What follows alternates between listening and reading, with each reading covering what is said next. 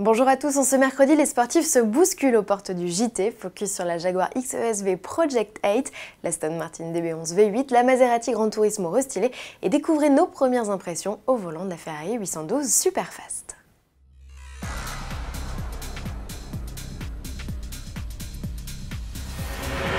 La petite berline Jaguar s'émancipe à tel point qu'elle devient même le modèle le plus puissant au catalogue actuel.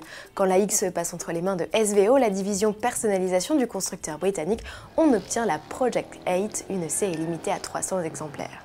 Au menu, 600 chevaux tirés du V8 5 litres suralimenté maison et un couple de 700 Nm des 3500 tours minute. Le bloc est associé à une boîte automatique à 8 rapports. Ajoutez à cela une transmission intégrale et un inédit différentiel électronique actif et vous obtenez des performances de tout premier ordre. Le 0 à 100 km/h est expédié en 3 secondes 7 et la Vmax dépasse les 320 km/h. Aussi bien qu'une F-Type SVR.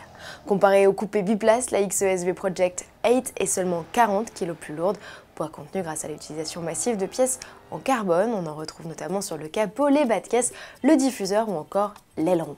Pour renforcer son côté bestial, Jaguar a élargi les ailes avant et arrière. Dans l'habitacle entièrement vêtu d'Alcantara, on peut se passer de la banquette arrière, celle-ci est alors remplacée par des arceaux, de quoi gagner 12 kg sur la balance. Soulignons que la XE est la première à recevoir un mode de conduite piste. La Project 8, qui succède à la F-Type Project 7, présentée en 2014, fera ses premiers tours de roue à Goodwood dès le 29 juin. Quant au prix, il est fixé à 170 000 € outre-Manche. Du nouveau, pour la DB11, le coupé Aston Martin lancé en 2016 gagne une nouvelle motorisation. Le V12 biturbo de 608 chevaux est désormais épaulé par un V8 4 litres biturbo de 510 chevaux. Ainsi équipé, la DB11, qui n'a plus que 2 ouïes sur son capot, perd 115 kg. De l'aveu même du constructeur, ce bloc va permettre de redynamiser les ventes sur certains marchés comme la Chine, où depuis le 1er avril, les motorisations de plus de 4 litres sont surtaxées.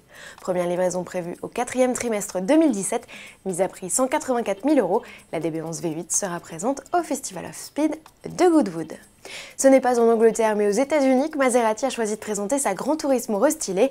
Rien de bien violent pour la GT qui s'offre une calandre redessinée et de nouvelles entrées d'air dans le bouclier. La Gran Turismo gagne par ailleurs un nouvel écran tactile de 8,4 pouces.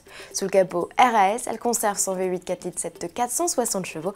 Les prix des versions Sport et MC n'ont pas encore été dévoilés.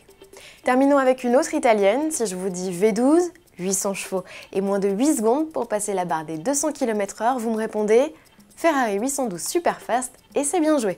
Que dire de cette supercar italienne? Est-ce le must absolu? Notre confrère de Sport Auto Laurent Chevalier nous éclaire. Côté comportement, on grimpe d'un cran par rapport à la F12 Berlinetta, on a moins de roulis, moins de sous-virage, plus de précision et surtout l'impression d'une plus grande agilité. Alors c'est une voiture qui a deux visages, c'est une vraie Gran Turismo avec tout le confort que ça suppose et quand on lâche un peu la bride, ça devient une bête féroce, c'est génial. Retrouvez l'essai complet de la Ferrari 812 Superfast sur le site sportauto.fr, un petit bijou facturé un peu plus de 287 000 €, dont toute la production est déjà vendue. À demain.